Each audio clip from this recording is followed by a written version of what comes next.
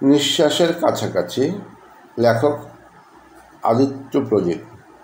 উপন্যাসটি আমি দ্বিতীয় পর্বের মতো আজকে আপনাদেরকে পড়ে শোনাচ্ছি। শরতের পরিচ্ছন্ন নির্মল সকাল, পূব আকাশকে ছিদ্র করে স্বচ্ছ কাচের মতো রোদ উঠেছে। সারা আকাশ সেই রোদে মাখামাখি। তৃষ্ণার্ত দুর্বা ঘাসের উপর শিশির কণা ছড়িয়ে আসে সুবিন্যস্তভাবে। রোদের কোমলতা শিশির কণাদের বুকে জড়িয়ে নিয়ে চুম্বনে চুম্বনে শুষে নেবার চেষ্টা করছে। শিশির কণারা সানন্দে নিজেদেরকে এলিয়ে দিচ্ছে রোদের আকুলতার কাছে। আমি তখন সপ্তম শ্রেণীর ছাত্রী, বয়সের তুলনায় অনেকটা কচিলতার দগার মতো তরতর করে বড় হয়ে উঠেছি। কিন্তু বড় হলে কি হবে? শারীরিক কিংবা মানসিক কোনো প্রস্তুতি আমার দেহে প্রবাহিত ছিল না। 3 মাস আগেও আমি হাফ প্যান্ট আর ফ্রক পরে স্কুলে যেতাম, কিন্তু এখন আমাকে সালোয়ার এবং ফ্রক পরতে হয়। সালোয়ারের বয়স আমার হয়নি, কিন্তু মা আমাকে জোর করে সালোয়ার বানিয়ে দিয়েছে গত সপ্তাহে। একদিন মা আমাকে স্কুলে নিয়ে যাচ্ছিলেন। যাবার পথে রাস্তার দুপাশে বেশ কয়েকটি কসমেটিক্সের দোকান এবং স্ন্যাক্স বার রয়েছে। সেখানকার সেলসম্যানগুলো নাকি আমার ফর্সা পায়ের দিকে নির্বাক ও লোভাতুর দৃষ্টিতে তাকিয়েছিল। আমি জানি না মানুষের পায়ের মাঝে কতটুকু সৌন্দর্য ছড়িয়ে আছে, কতটুকু লোভনীয় ভাব বিদ্যমান রয়েছে পা দুখানিতে। দৃশ্যটি আমার পায়ের চোখে অত্যন্ত দৃষ্টিকটু লাগে। ওই অবস্থায় তিনি কি করবেন নিজেই সিদ্ধান্ত নিতে পারছিলেন না। তার চোখ দিয়ে অগ্নি দৃষ্টি বর্ষণ হচ্ছিল কিনা জানি না। তারপর দিন থেকেই আমাকে সালোয়ার নামক 36 ইঞ্চি লম্বা দুপাওয়ালা পোশাক পরতে হয়েছিল। প্রথম তো আমি সালোয়ার ফিতাই লাগাতে পারছিলাম না, যদিও কোনো মতে বাঁধতাম, কিন্তু খুলতে গেলেই সমস্যা হয়ে যেত। কীভাবে গিট দিয়েছি ভুলেই যেতাম। বেলা তখন 9টার মতো হবে। আমি রওনা হয়েছি স্কুলের পথে। আজ মা নেই, আমি একা। আমাদের বাড়ি থেকে স্কুলে যেতে প্রায় 20 মিনিট সময় লাগে। আমার ক্লাসের সহপাঠীরা থাকতো সাথে। কথায় কথায় পুরো রাস্তাটা কখন যে পার হয়ে যেত অনুভবই করতে পারতাম না। আমি পথ চলছি আপন মনে। তাছাড়া তখন এমন একটা বয়স আমার ছিল, চারপাশটা পর্যবেক্ষণ করার অনুভূতি আমার মাঝে আসেনি। স্কুল যাওয়ার পথে বেশ কয়েকটা কলা গাছের বাগান এবং খেজুর গাছের বাগান রয়েছে। আমি কলা বাগানের কাছে আসতেই একটি ছেলে আমার সামনে এসে দাঁড়ালো। তাকে দেখেই আমি চিনতে পারি। আমাদের বাড়ি থেকে 5টা বাড়ি পরেই ওদের বাড়ি। নাম কালাম। ক্লাস 5-এ 3 বার ফেল করার পর আর পড়াশোনা করেনি। 7 বছর ধরে বেকার হয়ে ঘুরে বেড়াচ্ছে। এর আগে আমাকে 2টো চিঠি লিখেছিল। কী সব উল্টো পাল্টা কথা লেখা, সবটাই অগোছালো। তার মধ্যে বানান ভুলের প্রতিযোগিতাও তো রয়েইছে। চিঠি দুটা আমি মাকে দেখিয়েছিলাম। মাই আমার একমাত্র বন্ধু। কোনো কথা আমি আমার ভেতরে চেপে রাখতে পারি না। কোনো ছেলে রসালো কথা বলে ভাব জমাতে চাইলে কিংবা দু একটা আপত্তিজনক কথা বললেও তা আমি আমার মায়ের কর্ণগোচর না করে থাকতে পারতাম না। জানি না পরবর্তীতে বাসর রাতের সেই আশ্চর্য সুন্দর অভিজ্ঞতার বর্ণনা আমি মাকে বলবো কি না। চিঠি পড়ে আমার মা অগ্নিমূর্তি ধারণ করে। পরে তো সমস্ত পৃথিবীর নোংরা মানুষগুলোকে দু চোখের আগুন দিয়ে পুড়িয়ে খাক করে দেয়। চিঠি নিয়ে সরাসরি কালামদের বাড়িতে চলে যায়। দুর্ভাগ্যবশত তাকে বাড়িতে পাওয়া যায়নি। ছেলের কৃতকর্মের ফল অনুসারে ছেলের বাবাকে কী সব কথা বলা হয়েছিল আমি জানি না। তবে এটুকু ধারণা ছিল আমার মা জননী কাউকে ছেড়ে দেবার পাত্রী নয়। তার মুখে জোর যথেষ্ট। কালাময় আমার পথ রোধ করে দাঁড়িয়ে বলল, সেদিন তো মাকে পাঠিয়েছিলে আমাকে সাহায্য করতে, ভেবেছিলে আমাকে জব্দ করবে, তাই না? আজ কোথায় যাবে শাহজাদি? এই বলে আমার দু হাত চেপে ধরে। ওর এই ব্যবহারে আমি ভয় পেয়ে যাই। ভয়ার্ত চোখে ওর দিকে তাকিয়ে দেখি ওর চোখ মুখ ভয়ঙ্কর রূপ নিয়েছে। মুখ ভর্তি খোঁচা খোঁচা দাড়ি। সেই প্রথম আমি ওর মুখের দিকে চেয়েছিলাম। ওর চোখ দুটো ছিল রক্ত জবার মতো লাল। আমি হাত দুটি ওর শক্ত হাতের বাঁধন থেকে ছাড়িয়ে নেবার চেষ্টা করলাম, কিন্তু ওর শক্ত হাতের থাবা থেকে নিজেকে ছাড়িয়ে নেবার সামর্থ্য আমার নেই। আমি স্বাভাবিক স্বরেই বললাম, হাত ছাড়ুন, আমার স্কুলে যাওয়ার দেরি হয়ে যাচ্ছে। আমার কথায় ওর মুখ থেকে বিশ্রী একটা হাসি ঝরে পড়ল। মানুষের হাসি এত কুৎসিত হতে পারে তা আমার জানা ছিল না আগে।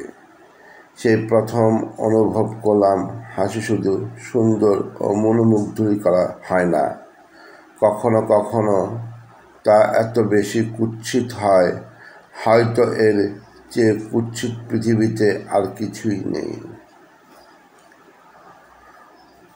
ও রুক্ষ কর্কশ গলায় বলল, তোমার স্কুলে যাওয়া আমি দেখাচ্ছি। মাকে দিয়ে আমার নামে নালিশ দেওয়ার মজা তোমাকে দেখাবো।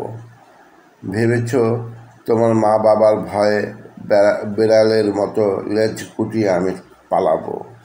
এক পর্যায়ে কালাম আমার বাম হাত ছেড়ে দিয়ে ডান হাত ধরে জোরে একটা ঝাঁকুনি দেয় এবং সেই ঝাঁকুনিতেই আমার হাত থেকে কয়েকটা বই মাটিতে পড়ে যায়। বইকে আমি অত্যন্ত ভালোবাসতাম এবং এখনও বাসি। বইয়ের প্রতি আমার বরাবরই যত্নশীল। হাত থেকে বই পড়ে যেতেই আমার দু চোখে পানি এসে ভরে যায়। আমার চোখে পানি এসেছে ওর ভয় নয়, বইয়ের জন্য। সেই মুহূর্তেই আমার চোখের সামনে শুধুমাত্র বই দেখছিলাম, এছাড়া আর কিছুই দেখতে পাইনি। ও যে আমার একটা হাত ধরে রেখেছে কঠিন শৃঙ্খল, সে কথাও মুহূর্তের মাঝেই ভুলে গিয়েছিলাম। ও যে এমন নিষ্ঠুর একটা কাজ করবে আমি ভাবতেই পারছিলাম না। আমার চোখ দুটি টানা টানা মায়া হরিণীর মতো। যত হিংস্র মানুষই থাক না কেন, এই চোখের দিকে তাকালে অন্তত মুহূর্তের মাঝে তার ভেতরে কিছুটা হলেও পরিবর্তনের ঝর্ণাধারা নেমে আসবে। কিন্তু ওই নামধামটা আমার চোখের পানে নরাধমটা আমার চোখের পানে দেখে ঠাস করে আমার বা গালে একটা চড় মারে। সেটা এত হঠাৎ করে হয়ে গেল যে আমি কাঁদবো না চিৎকার করব কোনো কিছুই ভেবে পাচ্ছিলাম না। চোখের সামনে পৃথিবীর সৌন্দর্যকে ধূসর মনে হচ্ছিল। চারপাশটা একেবারেই শূন্য। চারপাশে বালুময় ধুধু মরুভূমি, মাঝখানে আমি একা। মাথার উপরে সূর্যটা প্রবল বেগে তাপ ঠেলে দিচ্ছে। আজ হয়তো তার অবস্থান ছেড়ে অনেকটা নিচে নেমে এসেছে। চাতক পাখির মতোই আমি তৃষ্ণার্ত। তৃষ্ণায় আমার গলা কাঠ হয়ে গেছে। কথা বলতে আমার দম যেন আটকে এসেছে। পায়ের তলা গরম বালুতে পুড়ে যাবার মতো অবস্থা। বালুর উত্তপ্ত আভা এসে ঝাপটা মারছে চোখে। ওর হাতে চড় খাওয়ার পর আমি মূর্তির মতো নির্বাক দৃষ্টিতে তাকিয়েছিলাম কিছুক্ষণ। আশ্চর্য হয়ে আমি অনুভব করলাম আমার চোখের সব পানি ঝরে গেছে কিংবা শুকিয়ে গেছে। আমার চোখ একেবারেই শুকনো খটখটে। এখন শত চেষ্টা করলেও এক ফোঁটা পানি চোখের কোণে জমাতে পারবো না, এমনকি নিক্স জাতীয় কোনো কিছু দিয়েও না। আমার নির্বাক দৃষ্টি হয়তো ওর রাগের পরিমাণ বাড়িয়ে দিচ্ছিল। ওর চোখে মুখে লোভের চিহ্নগুলো আস্তে আস্তে ফুটে উঠছিল। তখন অবশ্য আমি জানতাম না পুরুষের লোভের মাত্রা বাড়িয়ে দেবার মতো এমন অনেক কিছুই নারীর দেহে ছড়ানো আছে। যৌবন, উচ্ছল ভরাট দেহ, সুউন্নত বুক, নিতম্ব তার সমৃদ্ধ পাতলা ঠোঁট, মেধহীন কোমরের ভাঁজ, লেবু ফুলের ঘ্রাণের মতো ভেজা চুলের মিষ্টি গন্ধ, হৃদয়কে দ্বিখণ্ডিত করার মতো হাসির ঝিলিক। আজ অনুভব করছি প্রতি পদে পদে। নদীর সামান্য একটু হাসির ঝলকে অনেক পুরুষের হৃদয় ঢং ঢং ঘণ্টা বাজে। নারীর চোখে কোমল চাহনিতে অনেক ফুলের বাগানের সৌন্দর্য ছেড়ে নর্দমায় আত্মহতি দিতে পারে অনায়াসে। কালাম ওর বিশাল বুকে আমার 12 বছরের বাড়ন্ত দেহটাকে জড়িয়ে নেয়, এমন জোরে চেপে ধরে যে আমার শ্বাস প্রশ্বাস প্রায় বন্ধ হবার উপক্রম হয়ে যায়। ওর কঠিন বাহু বন্ধন থেকে নিজেকে ছাড়িয়ে নেবার জন্য আমি প্রাণপণ চেষ্টা করি, কিন্তু আমার ক্ষুদ্র প্রচেষ্টা নিমেষেই পরাস্ত হলো ওর বিশাল শক্তির কাছে। আমার মনে হয়েছিল আরব্য উপন্যাসের বর্ণিত কোনো দৈত্য দানব বুঝি আমাকে আক্রোশের সাথে তার বুকের সাথে চেপে ধরেছে এবং নিমিষেই পিষে ফেলবে আমার সমস্ত অস্তিত্বকে। ভয়ে আমি জোরে চিৎকার করতেই পাষণ্ডটা আমার মুখে চেপে ধরে ওর শক্তিধর হাত দিয়ে ওর হাতের চাপে আমার মনে হয়েছিল মুখটা বুঝি বাঁকা হয়ে ভেঙে গেছে। একজন মানুষের হাতে এত শক্তি কী করে লুকিয়ে থাকে? কিছুক্ষণ উন্মাদের মতো আমার মুখটা ওর দখলে নিয়ে ইচ্ছা মতো কাজে লাগায়। আমার ঠোঁট দুটোকে এমনভাবে শুষে নিচ্ছিল সে, মনে হচ্ছিল ঠোঁট জোড়া মুখের বাঁধন কেটে চলে যাচ্ছে এবং ওর মুখের ভিতর। ওর এই ব্যবহার দেখে আমার শরীরের রক্ত বরফের মতো ঠান্ডা হয়ে যায়। আমি ওকে বাধা দেবার সমস্ত শক্তি হারিয়ে ফেলি শরীর থেকে। মনে হচ্ছিল এক বিন্দু রক্ত আমার দেহে সচলভাবে প্রবাহিত হচ্ছে না।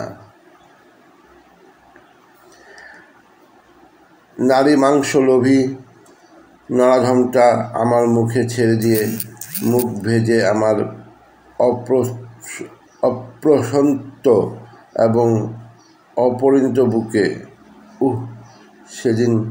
সেদিনের কথা মনে হলে আমার সারা শরীরে সব কটা লোম সোজা হয়ে যায়, ভয় সংকুচিত হয়ে যায় বারে বারে। আমার অপরিণত বুকের কয়েক জায়গা এমনভাবে কামড়ে দিয়েছিল যে রীতিমতো দাঁত বসে যে কেটেও যাওয়ার মতো অবস্থা। এরপরে কি ঘটেছে তা কিছুই আমার মনে নেই। আজ এই পর্যন্ত। নেক্সট পর্ব দেখার জন্য আপনাদেরকে আমন্ত্রণ জানাচ্ছি। পরবর্তী পর্ব পাওয়ার জন্য আপনারা অপেক্ষা করবেন। যদি আপনাদের কাছে উপন্যাসটি ভালো লাগে অবশ্যই শেয়ার করবেন এবং শেয়ার করে পরবর্তী দেখার জন্য অপেক্ষা করবেন। আসসালামু আলাইকুম ওয়া রাহমাতুল্লাহি ওয়া বারাকাতুহু।